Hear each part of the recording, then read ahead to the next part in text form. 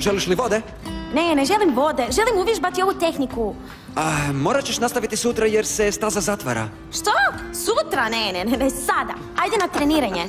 Rađe sutra. Trebalo bi poslušati svog profesora. To ti kaže jer jako dobro zna. Gle, samo ću ti reći da učenik uvijek nadmaši svog učitelja. Do tog će ti trebati još puno. Dobro, zato želim vježbati puno. Nastavit ćeš sve dok ti ne uspije, jel da? Da, i bolje ti je da mi dobro uspije, čuješ? Ti si se ponudio da mi pomogneš, sad više nema povratka. Kakav karakter, što me sve čeka. Dobro, prestani se žaliti, snobe, vježbaj. Idemo! Ajde!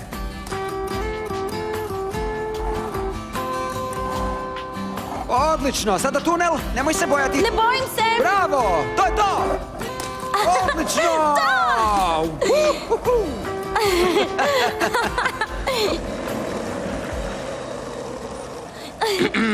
Što ima, kako je trening? Fantastično, prijatelju, sad sam naučila, gle, pokazat ću ti. Isto od prošli put? Da.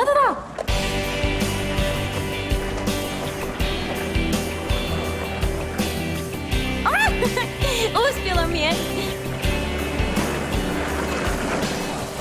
Dobro, Luna, dobro, jako dobro. Dobro, vi to slavite? Sa jako malo ste zadovoljni. Svejedno bi još morali poboljšati ulazak. Čuj, moram priznati da si ovaj put bio od velike pomoći, znaš? Dobro, jer za danas su završene privatne poduke. Idem se javiti Amber. Ajde, treba probati još jednom, ha? Nezaustavljivo.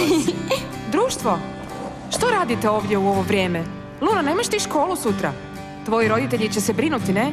Žao mi, ali sad moram zatvoriti. Da, naravno, vrijeme je za večeru, joj, moji me sigurno čekaju. Tamara, hvala što si moj alarm. Pi. Idemo.